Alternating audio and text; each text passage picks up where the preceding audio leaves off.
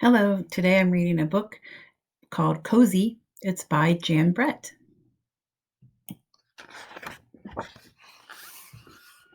Storms rolled over the tundra when Cozy the muskox was separated from his herd. He was used to being with his family.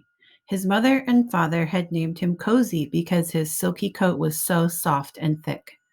Cozy braced himself against the wind, and his thick coat warmed him like a blanket.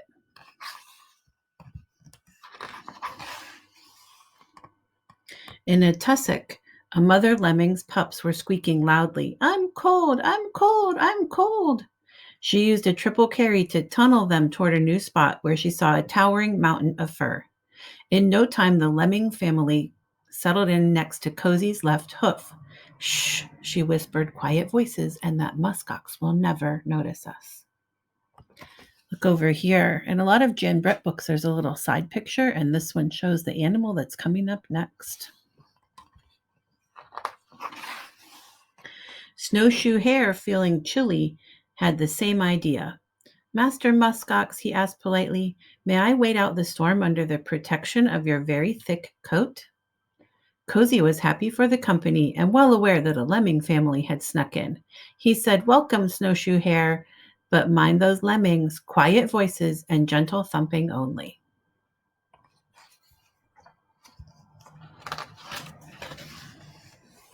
Snow swirled and plump, suddenly all grew white. Was it a clump of snow that had hit Cozy on the forehead? No, it was feathers. When Cozy opened his eyes, he was looking into big yellow ones.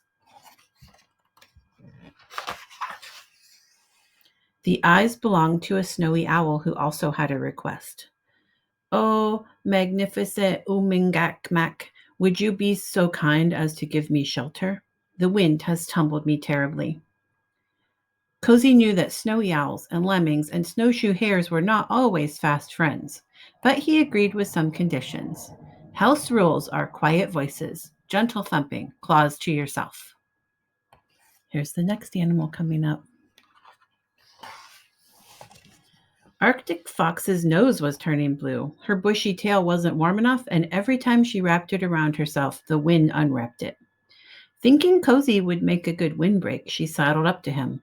"Do you mind, Mr. Muskox, if I unfreeze my nose in your thick fluff?" Cozy was happy to welcome a new guest, but eyeing her sharp canines, he answered, "For the harmony of all, quiet voices, gentle thumping, claws to yourself, and no biting." Here's the next animal coming up. As winter went by, the storms grew worse. The wind blew and blew, and a low, humpy shape appeared, swaying and shuffling. Its coat was covered with ice balls. "Shaggy beast," it growled, "I fell onto an ice floe, and I'm chilled to the bone. Can you help me?" Cozy was happy to invite the wolverine in, but added to the house rules: quiet voices, gentle thumping, claws to yourself, no biting, and no pouncing.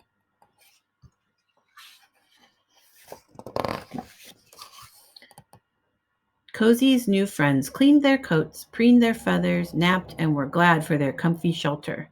But then above the wind, the animals heard yip, yip, yip.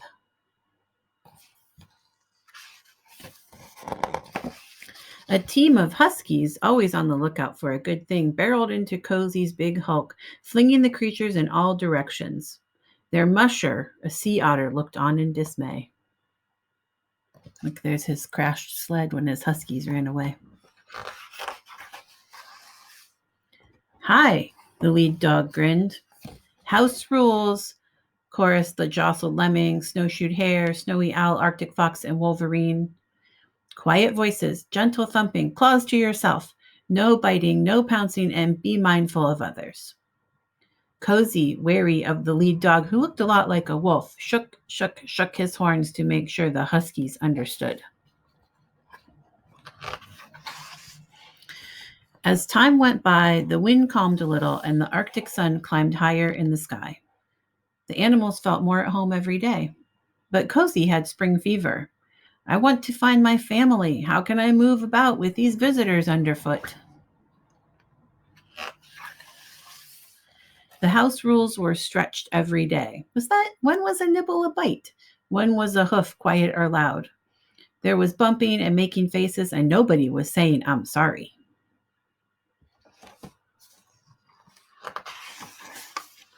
One sunny day, the lemmings were playing climb the ladder. A great chunk of Cozy's coat came off.